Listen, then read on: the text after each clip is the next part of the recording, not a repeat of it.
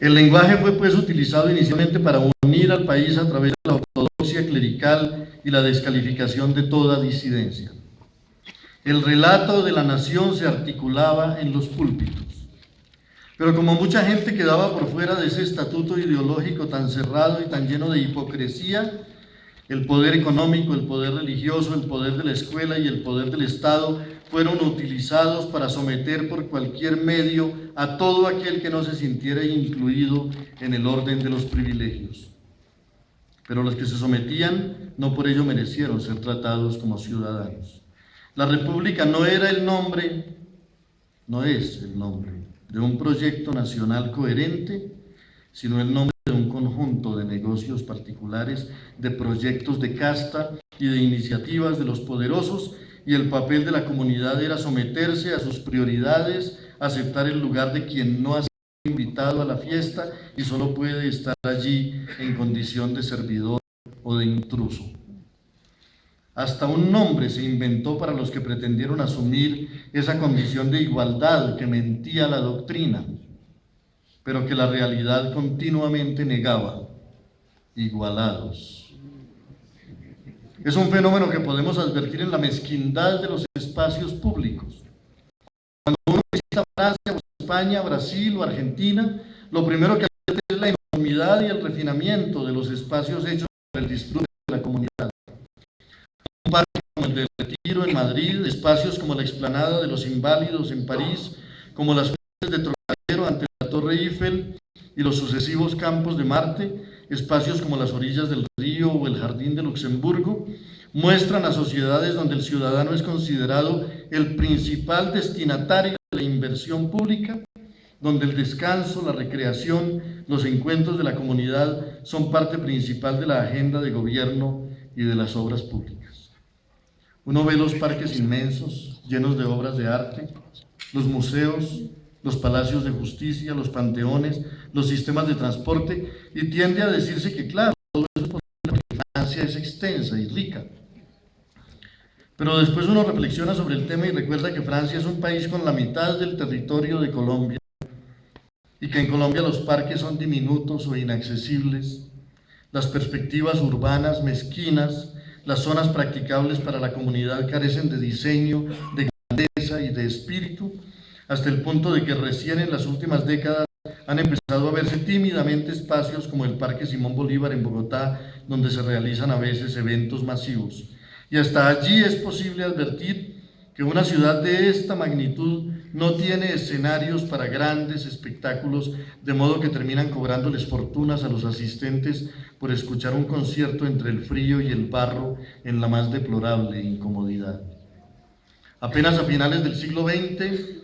espantados por las explosiones de violencia en las barriadas, a los administradores se les ocurrió que a lo mejor dándole algo a la comunidad,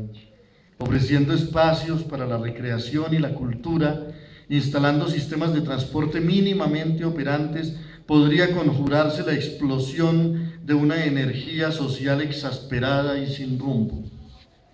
Así, lo que la democracia tendría que haber ofrecido desde el comienzo como un gesto natural hacia la dignidad de las mayorías,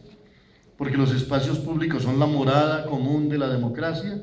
eran improvisados al final como dádivas para contener las erupciones sociales largamente gestadas en la tiniebla, y hubo quien se extrañara de que esas inversiones no conjuraran en el acto un malestar social madurado por siglos.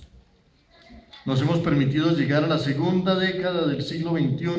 sin un metro en una ciudad de 8 millones de habitantes como Bogotá, para no hablar de ciudades como Cali o Barranquilla, cuyo espacio urbano era propicio para toda clase de obras generosas y que han demorado mucho tiempo la construcción de espacios para la felicidad colectiva. Y hace muy pocos días se reveló que un Estado que invierte fortunas en armas y en ejércitos tiene para todos sus museos en el territorio nacional un presupuesto que sería insuficiente para uno solo. Por eso nadie tiene tanta razón como Fernando Vallejo, el gran impugnador de un orden social irrespetuoso e inicuo, quien ha dicho que lo único que esta dirigencia mezquina y sin sueños le enseñó al país es el arte miserable de dividir una servilleta en 4. Cuando uno visita el delta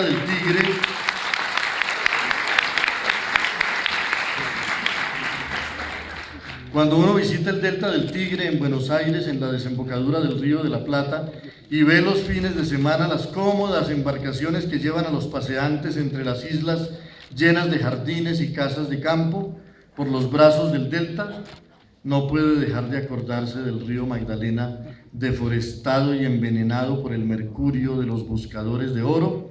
por los agroquímicos que arrastran las lluvias desde las montañas y por los desechos industriales y orgánicos de todas las ciudades, un río donde míseros pescadores y viajeros pobres se amontonan en chalupas deleznables en las que no ha invertido un solo peso la administración central del país.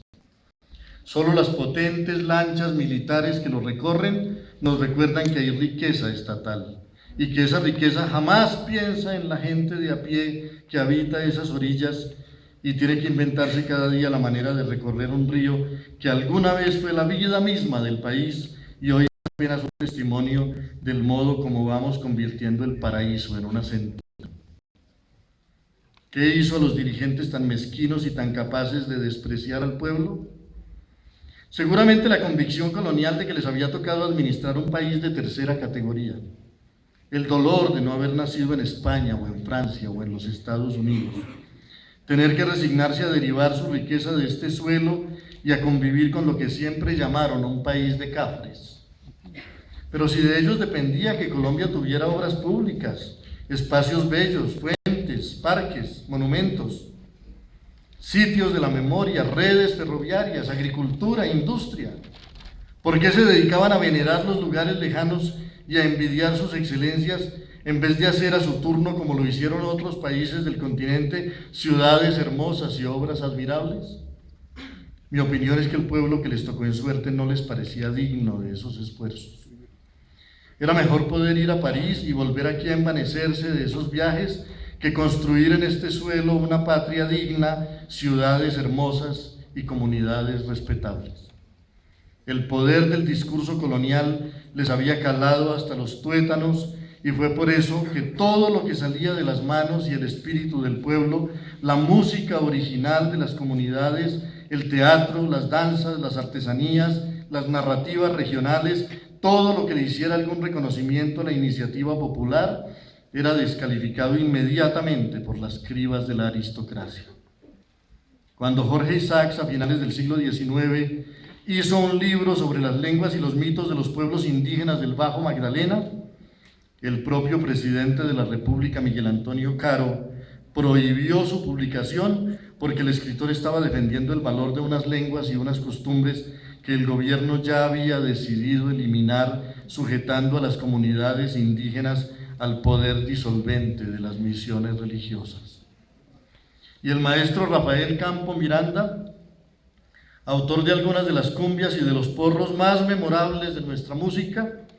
ha contado que en los clubes sociales de Barranquilla hasta los años 60 estaba prohibido tocar porros, porque la única música respetable era la de las orquestas internacionales.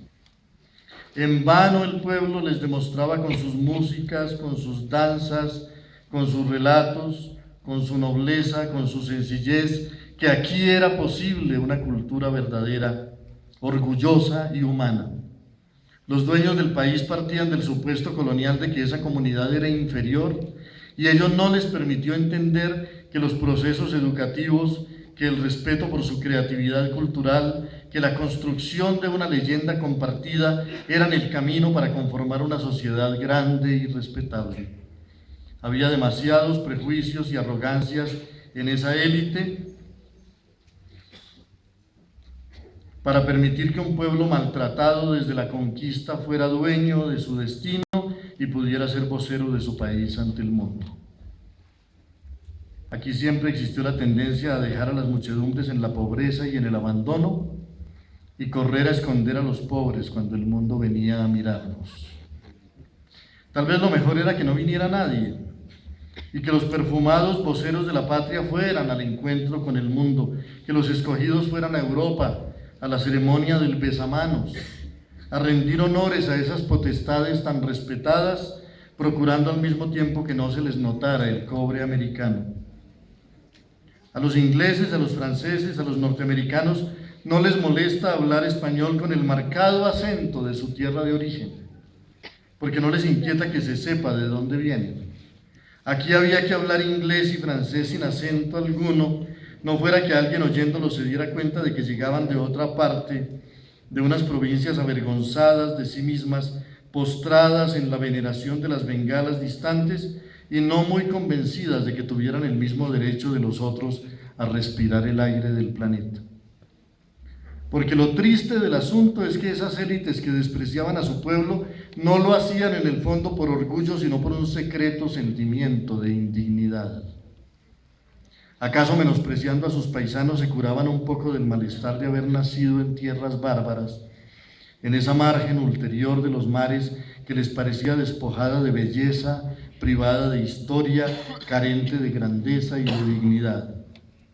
Siempre es que ciertos prejuicios estéticos contienen ya como una gota de fascismo. La idea colonial de que la belleza era europea, de que en un planeta tan diverso como este es posible postular un solo canon. Todavía hoy,